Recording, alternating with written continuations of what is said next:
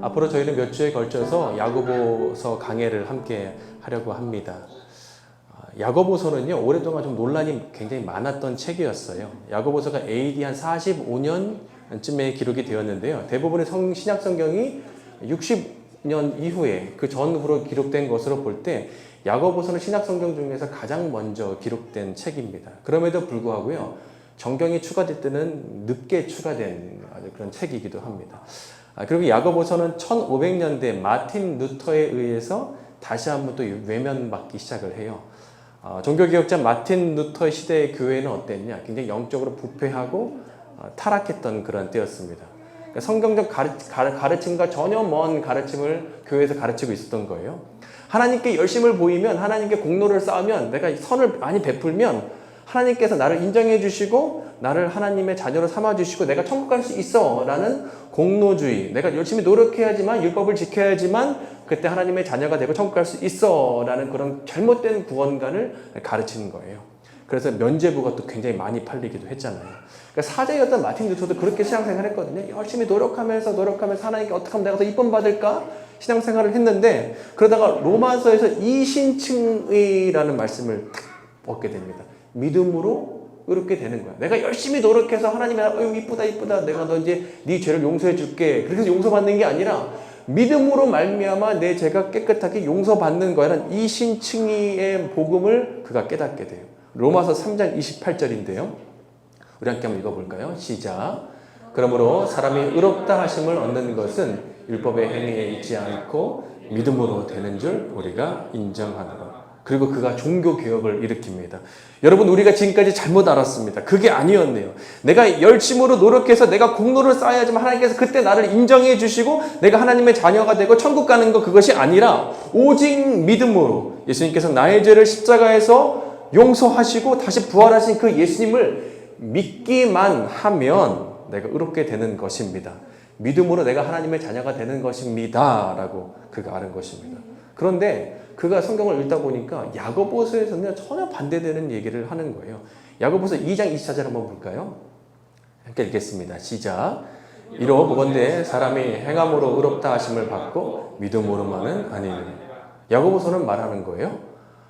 행위가 필요해. 하나님께 열심을 보여줘. 행동으로 보여줘야 해 라고 말하는 것입니다. 그러니까 마틴 루터가 볼 때는 굉장히 복음을 강조했던 이 마틴 루터가 야고보서를 보니까 너무나 비복음적인 거예요. 그래서 이 야고보서를 빼고 싶어 했습니다. 그래서 이 마틴 루터는 야고보서를 가리켜서 다른 서신들은 정말 하나님의 귀한 편지 서신이지만 이 야고보서는 지푸라기 서신이다, 쓰레기 같은 서신이다 라고까지 평가를 했어요. 그리고 그가 마틴 루터가 1529년에 이제 성경을 독일어로 번역할 때 야고보서를 빼고 번역을 합니다. 그 정도로 이 성경에서 야고보서를 빼고 싶었던 거예요. 그러나 이것은 수신자에 대한 오해였어요. 그러니까 이게 편지잖아요. 로마서도 그렇고 야고보서도 편지면 편지를 받는 수신자가 있을 거 아니에요? 편지를 받는 수신자가 각기 다르기 때문에 생긴 현상입니다. 마치 공부만 하는 어린이에게는 좀 놀아라고 얘기하고 매일마다 게임만 하는 어린이한테 좀 공부 좀 해라 라고 하는 것처럼 이게 지금 수신자가 다르기 때문에 다른 메시지가 전해진 것입니다. 로마서를 받는 수신자는 구원을 받으려면 율법을 지켜야 돼 라고 잘못된 가르침을 하고 있는 자들에게 믿음으로만 의롭게 되는 거야 라는 메시지를 전한 것이고, 야고보서를 받는 수신자는 구원은 받았으나 불신자와 전혀 다르지 못한 삶을 살고 있는 그들에게 진짜 믿음은 행위로 드러나야 돼 라고 얘기를 하고 있는 것입니다. 그래서 자칫 오해하면 로마서는 믿음만을 강조하고 야고보서는 행위만을 강조하기 때문에 서로 반대되는 책이야 라고 보여지지만, 사실은 로마서, 야고보서는 반대되는 책이 아니라 연결되는 책입니다. 구원을 우리가 어떻게 받아야 되지? 로마서를 통해서 알고, 구원받은 이후에 우리가 어떻게 살아야지? 믿음은 우리가 행위로 드러나야 돼 라면서 야고보로 연결되는 것입니다. 마틴 루터 당시에는 복음이 굉장히 희박했기 때문에 로마서가 강조되었고, 후에 종교개혁 이후에 존 웨슬리 시대에는 교회가 생명력을 잃었어요. 그래서 그때는 뭘 강조하냐면 야고보서를 다시 한번 강조합니다. 그래서 우리가 행위로서 교회의 생명력을 지켜야 돼 라고 말해요. 사랑하는 여러분, 우리가 예수 그리스도를 믿음으로 우리가 하나님의 자녀가 됐어요. 그렇다면 이제 하나님은 우리에게 이렇게 말씀하세요. 진짜 믿는다면 이제 너희의 믿음을 보여줘. 이것이 바로 야고보서입니다. 그리고 오늘 이 야고보서는 오늘날 현대교회에 꼭 필요한 말씀 같아요. 오늘은 1장 1절부터 4절까지 말씀을 통해서 우리가 시련이 올 때 우리가 어떻게 반응해야 하는지 함께 알고자 합니다. 1절을 보게 되면 야고보서를 쓴 저자, 또 편지를 받는 수신자, 그리고 당시 분위기가 나와요. 1절인데요. 우리 함께 읽겠습니다. 시작. 하나님과 주 예수 그리스도의 종 야고보는 흩어져 있는 12지파에게 문안. 먼저 야고보서를 쓴 사람은 야고보예요. 그리고 많은 성경학자들이 이 야고보서를 쓴 야고보는 12제자 가운데 야고보가 아니라 예수님의 동생 야고보로 그렇게 보고 있습니다. 예수님의 동생 야고보는요, 처음부터 예수님을 믿지 않았어요. 우리 요한복음 7장 5절인데요. 우리 함께 읽겠습니다. 시작. 이는 그 형제들까지도 예수를 믿지 아니하니라. 이런 상황이에요. 만약에 어느 날 조셉이 동생들을 다 불러 모으기 시작을 합니다. 예희, 결이, 이렇게 다 부르는 거예요. 재건 형님, 형, 다 불러요? 부르더니 이렇게 얘기합니다. 나 사실 하늘에서 온 메시아야. 라고 한다면 여러분 그때 어떻게 반응하시겠어요? 아멘, 아멘, 아멘. 제가 그럴 줄 알았습니다. 아멘. 주님, 여기 나타나셨군요. 라고 하시겠어요? 아니면 영록이가 조용히 이제 수갑을 꺼내서 이제 수갑을 채울까요? 이게 참 믿기 쉽지 않은 얘기잖아요. 그런데 야고보는 예수님의 동생이에요. 가족이에요, 가족. 근데 예수님이 갑자기 내가 메시아야 라고 말씀하니까, 그래서 동네를 막 돌아다니면서 내가 메시아야 라고 얘기를 하니까 이 동생인 야고보가 이게 믿기가 쉽지 않은 거예요. 그러나 후에 야고보는 십자가에서 죽으시고 부활하신 예수님을 만난 후에 예수님을 자신의 메시아로 받아들이게 됩니다. 예수님의 동생이면요, 어떤 프리미엄이 있잖아요. 야, 나 예수님의 동생이야 라고 말하면 사람들이 와, 벌써 딱 주목하는 거예요. 와, 어떤 얘기를 할까? 우리가 3년의 그 공생의 기억밖에 모르는데 1살 때부터 그 30살까지 그 비밀에 갇혀진 그 스토리를 이제 얘만 아는 거예요. 그러니까 궁금하기도 하고 귀도 기울이고 그럴 상황이잖아요. 근데 그는 자신을 가리켜서 나 예수님의 동생인 야고보야 라고 한 번도 얘기하지 않습니다. 1절 한 번 더 볼까요? 그가 뭐라고 얘기하죠? 시작. 하나님과 주 예수 그리스도의 종 야고보는 흩어져 있는 12제자에게 문안하노라. 자신을 가리켜서 나는 예수 그리스도의 종이야 라고 말하는 거예요. 야고보는 처음에 예수님을 믿지 않았지만 후에 부활하신 예수님을 만난 후에 예수님을 메시아로 자신의 주님으로 영접하고 자신을 가리켜서 나는 예수 그리스도의 종이야 라고 소개하면서 야고보서를 써내려갑니다. 그리고 이어서 이제 야고보서를 받는 수신자가 나오죠. 누구죠? 흩어져 있는 12지파입니다. 즉 편지를 받는 독자는 유대인들이에요. 그리고 이들은 현재 흩어져 있습니다. 왜 흩어져 있을까? 스데반의 순교 이후에 예루살렘 교회가 이제 pit박이 오니까 첫 번째 교회였던 예루살렘 교회에 pit박이 오니까 이 예루살렘 교회가 흩어지기 시작을 했습니다. 그리고 이들은 지금 핍박과 환란 속에서 좀 흩어져서 삶의 터전을 떠나서 다른 곳에 살고 있는 거예요. 흩어진 사람들이라는 헬라어 말이 디아스포라인데요. 그러니까 이들은 예루살렘의 본국을 떠나서 타국으로 흩어지는 디아스포라 유대인들을 말하고 있습니다. 당시 1세기에는 디아스포라 편지가 있었어요. 이건 뭐냐면 유대교 지도자들이 흩어져 있는 디아스포라 유대인들에게 유대교의 정체성을 알려주기 위해서 1년에 한 번씩 편지를 보냈습니다. 그 회람되는 거예요. 편지를 읽고 우리가 유대인으로서 어떻게 살아야 하는지 이렇게 상기시켜주는, 정체성을 알려주는 그런 편지였어요. 오늘 이 야고보서는 일종의 기독교적인 디아스포라 편지입니다. 그들의 정체성을 잃지 않기 위해서 그들이 흩어져 있지만 여러 곳에서 시련을 받고 있지만 그곳에서 어떻게 그리스도를 살아야 하는지 알려주는 편지예요.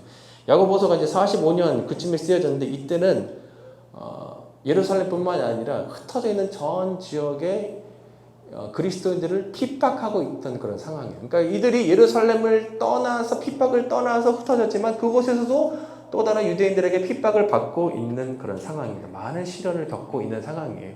그래서 야고보서가 편지 시작에서 어떻게 시작하냐, 바로 시련의 문제를 꺼내기 시작을 합니다. 우리는 오늘 말씀을 통해서 두 가지를 좀 배울 텐데, 어떻게 우리가 시련을 만날 때 어떻게 우리가 반응해야 하는가. 그 첫 번째는요, 함께 읽어볼까요? 시작. 시련을 만날 때 기쁘게 여깁니다. 2절인데요. 하나 읽겠습니다. 시작. 내 형제들아, 너희가 여러 가지 시험을 당하거든 온전히 기쁘게 여기라. 야고보는 시험을 당하고 있는 그리스도인들에게 뭐라고 얘기하느냐? 시험을 당할 때 온전히 기쁘게 여겨라 고 말하는 거예요. 그래서 시험이라는 건요, 연단을 통해서 이제 믿음을 좀 더 이렇게 세워주고 견고하게 만들어주는 것입니다. 그래서 사실 이 시험이란 말보다 시련이라는 말이 좀 더 이해하기 쉬운 번역이에요. 그리고 이 시련은요, 한 가지가 아니죠. 뭐라고 그랬죠? 여러 가지라고 말합니다. 이 여러 가지 헬라어는요, 폴카돈인데 이건 여러 가지 색깔, 여러 가지 모양을 말하고 있어요. 우리 인생은요, 제각기 여러 가지 모양과 여러 가지 색깔의 시련이 계속해서 찾아옵니다. 한 번만 딱 오고 끝나는 게 아니에요. 여러 가지 색깔과 여러 가지 모양의 시련이 계속 찾아와요. 우리 인생의 미래에 대한 시련도 있고요. 건강에 대한 시련도 있고, 인간관계에 대한, 가정생활에 대한, 재정 문제, 자녀, 여러 가지 우리의 기도 제목들, 시련을 만나게 되죠. 지금 이곳에도 다양한 아마 색깔과 다양한 모양의 시련을 겪고 계신 분들이 있으실 거라고 생각합니다. 근데 하나님은 야고보를 통해서 우리에게 뭐라고 말씀하시느냐, 시련을 당할 때 어떻게 해야 되느냐, 그것을 온전히 기쁘게 여겨야 한다라고 말하는 거예요. 사랑하는 여러분, 시련을 만나면요, 이게 고통스럽잖아요. 힘겹잖아요. 짜증나잖아요. 슬픈데 어떻게 기뻐하라는 말입니까? 슬픔을 인지하지 못하는 어떤 고장난 감정 체계를 갖고 있어야 한다, 그런 말인가? 아니면 상황이 슬픈데도 슬프다고 말하면 안 되기 때문에 막 솔직한 감정을 숨긴 채 거짓 감정을 드러내면서 아, 나는 기뻐요 라고 그렇게 얘기를 해야 된다는 것인가? 여기서 기뻐하라라는 것은요, 결과적인 것입니다. 그럼 선행되어야 되는 것이 뭐예요? 그것은 여겨라입니다. 여겨라. 즉 시련이 올 때 시련을 재평가하라는 것입니다. 다시금 해석하라라는 거예요. 메시지 성경은 이것을 이렇게 의역했습니다. 2절인데요. 메시지 성경 한번 보여주시겠어요? 시작. 친구 여러분, 시험과 도전이 사방에서 닥쳐올 때 그것을 더할 나위 없는 선물로 여기십시오. 고통스러운 시험과 도전이 나를 죽이는 칼이 아니라 알고 보니까 그것이 더할 나위 없는 선물이기 때문에 우리는 시련이 올 때마다 그것을 재평가해야 되고 재해석해야 한다라는 것입니다. 예수님을 믿어도 여러 가지 시험이 옵니다. 그렇다면 예수님을 믿는 사람과 안 믿는 사람의 차이가 뭐예요? 뭐가 다른 거예요? 예수님을 믿어도 시련이 온다면 도대체 안 믿는 사람과 믿는 사람의 차이는 무엇입니까? 반응이 다르다라는 거예요. 시련을 보는 해석이 다른 것입니다.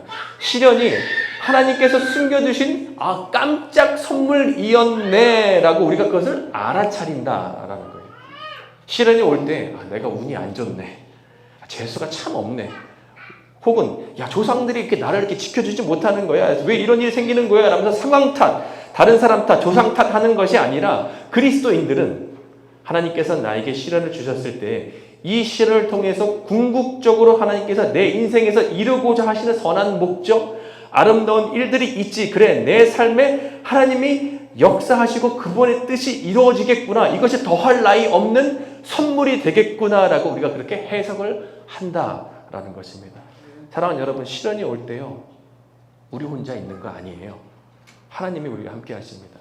시편 23편을 보게 되면 양이 나타나요. 근데 양이 이제 푸른 초장으로 가는 길이거든요. 근데 어디를 통과하느냐? 사망의 음침한 골짜기를 통과하는 거예요.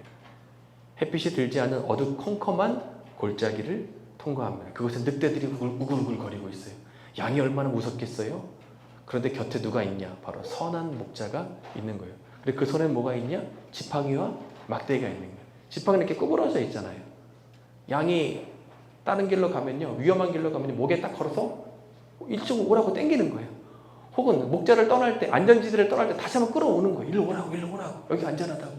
그리고 막대기는 뭡니까? 막대기에 쇠고치가 달려있거든요. 늑대들이 공격해 올 때 그 막대기로 물리치는 것입니다.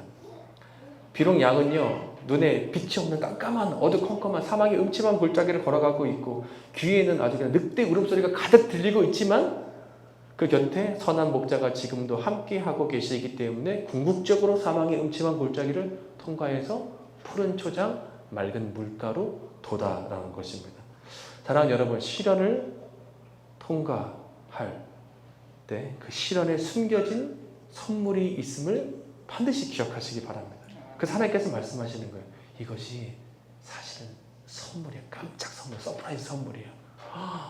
서프라이즈 선물 받은 거 있잖아요. 막 할 때 우와 놀라는 것처럼 아닌 줄 알았는데 이거였구나 하는 것처럼 하나님께서 우리 시련을 통해서 궁극적으로 우리를 선한 길로 인도해 주십니다. 그렇기 때문에 우리가 시련할 때 주님의 손 잡고 걸어갈 수 있는 우리 모두가 되기를 소망합니다. 두 번째는요, 이렇게 읽어볼까요? 시작. 시련은 하나님의 역사를 보게 하는 인내를 만들어냅니다. 미국 옐로스톤 국립공원에요, 1930년대에 갑자기 이제 늑대가 사라지는 그러한 일이 있었어요. 엘크와 가축을 해친다는 이유 때문에 이제 늑대들을 계속 잡아들이기 시작을 한 겁니다.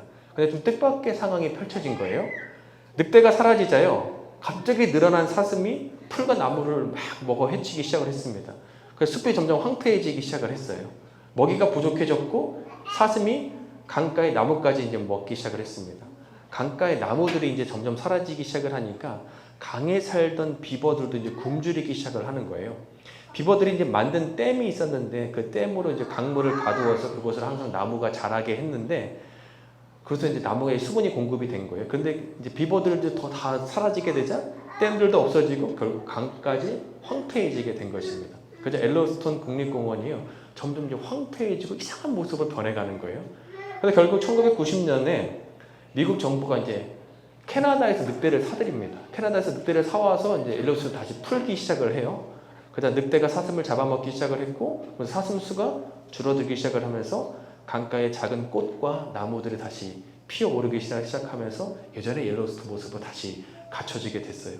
이렇듯 하나님의 만드신 생태계에 필요 없는 존재는 없다라는 거예요. 하나님께서 허락하신 시련도 마찬가지입니다. 무의미한 시련은 존재하지 않아요. 우리 3절인데요. 이렇게 읽겠습니다. 시작. 이는 너희의 믿음의 시련이 인내를 만들어내는 줄을 너희가 알미라. 여기서 시련이라는 헬라어는요, 도키미온인데 이것은 이제 순금을 만들어내기 위해서 재련하는 과정이죠. 뜨겁게 재련하는 그런 과정을 말하고 있어요. 온도가 1000도가 돼야 됩니다. 이 용광로에서 40일 동안 3번 동안 계속해서 불순물을 하면서 그 3번의 재련에서 살아남은 버팀, 그것만이 바로 순금이 되는 거예요. 그 순금의 표면은요, 얼굴을 딱 들이대면 재련소의 얼굴이 또렷이 드러날 정도로 불순물이 완전 제거된 순금을 말합니다. 마침내 순금이 탄생하는 그런 순간이에요. 이때 재련사가 외칩니다. 도키모스라고 했습니다. 이건 뭐냐면 합격이다 라는 것입니다. 시련이라는 것은 뭐냐면요, 불로 우리로 하여금 인내의 순금을 만들어낸다 라는 것입니다. 누군가 이렇게 생각할지 모르겠어요. 에이 목사님, 결국 만들어내는 게 인내, 결국 인내예요? 뭐 그거밖에 안 되는 거예요? 라고 생각할지 모르겠어요. 그런데 사랑하는 여러분, 인내가 왜 중요하냐 라면요, 우리 안에요 이제 인내라는 게 장착이 되잖아요. 인내라는 게 딱 장착이 되면 그때부터 하나님의 역사하신 일들을 우리가 볼 수 있기 때문이에요. 이게 무슨 말이냐면, 인생에서 하나님께서 역사하시는 그런 현장을 맛보는 사람이 많진 않아요. 그 이유가 뭐냐면, 하나님의 때를 우리가 기다려야 되는데 그 때를 못 기다리는 거예요. 때로는 우리가 성급하게, 때로는 끝까지 우리가 하나님을 신뢰하지 못한 채 중도에 포기하는 경우가 많다라는 거예요. 그런데 우리 안에 시련을 통해서 믿음이 장착되고 인내가 장착이 되면 그 인내가 우리로 하여금 하나님의 때까지 기다릴 수 있게 하는 믿음을 갖게 한다라는 것입니다. 여기 믿음의 시련을 통해서 인내가 만들어졌고, 그 인내로 하여금 하나님의 때를 기다려서 축복받은 한 사람이 등장을 합니다. 바로 구약의 요셉인데요. 창세기 41장 말씀 우리 함께 한번 읽도록 하겠습니다. 시작. 이제 바로께서는 명철하고 지혜 있는 사람을 택하여 애굽 땅을 다스리게 하시고, 바로께서는 또 이같이 행하사 나라 안에 감독관들을 두어 그 7해 풍년의 애굽 땅의 5분의 1을 거두되 그들로 장차 올 풍년의 모든 곡물을 거두고 그 곡물을 바로의 손에 돌려 양식을 위하여 각 성읍에 쌓게 하여서 이와 같이 그 곡물을 이 땅에 저장하여 애굽 땅에 임할 7해 흉년에 대비하시면 땅이 이 흉년으로 말미암아 망하지 않습니다. 이게 어떤 스토리인지 아시겠죠? 바로가 꿈을 꿨습니다. 근데 요셉이 나가서 이제 바로 앞에서 그 꿈을 해몽했던 장면이에요. 요셉은 인내로서 그동안 어떤 일을 했었는지, 지금 여기 왕 앞에 서기 전까지 어떤 일이 있었냐면요, 그가 인내의 사람이었어요. 인내로서 아버지에게 배운 목축 산업의 지식이 있었어요. 또 보디발의 집에서 배운 농경 산업의 지식도 있었어요. 그리고 감옥 안에서 간수장에게 배운 교도 행정 교육을 통해서 그가 점점 놀라운 실력자로 거듭나게 됩니다. 그래서 그가 바로 앞에서 꿈을 해석한 후에 이렇게 해야 한다, 그가 이제 제안까지 하는 거예요. 만약 그가 이런 제안을 할 수 없었다면 바로 왕 그냥 한 14분만 미팅하고 그냥 주는 선물 받고 그냥 아마 그 왕궁에서 나오는 사람이 됐을 거예요. 그러나 요셉은 대안을 바로에게 제시해서 14분이 아니라 14년 동안 바로와 함께 권력의 동반자로서 그가 애굽을 다스리게 됩니다. 하나님께서 요셉에게 믿음의 시련을 주셨고 그가 이 믿음의 시련을 잘 훈련을 버팀으로써 그 안에 인내가 생겼고 그 인내를 통해서 결국 그가 하나님의 때에 이루실 그 하나님의 열매를 그가 맛보는, 눈으로 보는, 진짜 목격하는 사람이 됐다라는 거죠. 그래서 정말 우리가 인내가 중요해요. 우리가 인내의 사람이 되면 우리가 하나님의 때까지 우리가 기다릴 수 있어요. 4절인데요. 우리 함께 읽겠습니다. 시작. 인내를 온전히 이루라. 이는 너희를 온전하고 구비하여 조금도 부족함이 없게 하려 하며. 여기서 온전이라는 게 무슨 말이냐면 시작해서 끝까지를 말하고 있어요. 구비는 부족함이 없이 갖춰진다는 것입니다. 그래서 4절을 이렇게 번역할 수 있어요. 인내를 처음만 시작하지 말고 끝까지 이뤄내 견뎌라. 이는 너희로 부족함이 없이 갖추게 하는 것이다. 사랑하는 여러분, 그리스도인에게요 무의미한 시련은 존재하지 않습니다. 그런 여러분 시련을 잘 견디세요. 인내하세요. 인내를 시작만 하지 마시고 끝까지 인내하시기 바랍니다. 그 인내를 우리가 이룰 때 하나님의 때까지 우리가 기다릴 때 결국 하나님께서 일하시고 맺으시는 열매를 우리가 볼 수 있어요. 욥은 이것을 분명히 알고 있었어요. 그래서 그가 이렇게 고백합니다. 욥기 23장 10절인데요.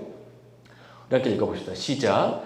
내가 가는 길을 그가 아시나니 그가 나를 단련하신 후에 내가 순금같이 되어 나오리라. 그리고 그는 끝까지 이 단련을 잘 인내했어요. 그의 결과가 어떠냐? 야고보서 5장 11절인데요. 이렇게 읽어보겠습니다. 시작. 보라, 인내하는 자를 우리가 복되다 하나니 너희가 욥의 인내를 들었고 주께서 주신 결과를 보았거니와 주는 가장 자비로우시고 긍휼히 여기시는 이시니라. 그가 인내의 사람이 되었기 때문에 결국 하나님께서 주시는 결말을 그가 볼 수 있었습니다. 미국의 한 유명한 영화 제작자 인터뷰한 내용이 좀 인상적이었어요. 그래서 영화 제작자 사무실에 가니까 온통 사무실에요. 이제 여러 가지 사진들이 붙어 있었습니다. 각 영화가 이제 어떻게 진행될지 그 영화 스토리에 대한 사진들이 있었고요. 또 스케치한 그림들, 카드들이 온 방에 꽉 바닥까지 꽉 차 있었어요. 관객들이 지루할 틈을 주지 않도록 5분에서 10분 단위로 계속해서 스토리를 변화시키고 반전을 주는 내용들이 계속해서 있었습니다. 질문자가 그 큰 블록버스터 영화를 제작하는 그 제작자에게 어디서부터 어떻게 시작하느냐고 묻자 이 제작자가 이렇게 얘기를 했어요. 그건 아주 간단합니다. 마지막 결론 장면을 정해놓는 것이 가장 먼저입니다. 그 다음부터 거꾸로 거슬러 올라가면서 영화를 만들게 됩니다. 라고 얘기를 하는 거예요. 그리스도인의 인생도 여러분 마찬가지예요. 그리스도의 인생은요 이미 결론이 쓰여진 인생이에요. 우리 인생은요 아름다운 결론을 이미 주님께서 쓰여 주셨어요. 우리는 그 아름다운 인생의 결론으로 가는 여정 가운데 있는 것입니다. 그리고 인생의 시련이 있을 때 하나님께서 늘 함께 동행해 주세요. 그리고 시련은 여러분으로 하여금 인내를 만들어내서 결국 끝까지 그 예수님의 하나님께서 인도하시는 그 일을 맛볼 수 있게끔 해주십니다. 사랑하는 여러분, 인내를 온전히 이룹시다. 그리고 하나님께서 우리 인생에게 각자에게 주실, 또 우리 가정들에게 주실, 또 우리 교회에 주실 그 결론을 모두 볼 수 있는 저와 우리 모두가 되기를 소망합니다.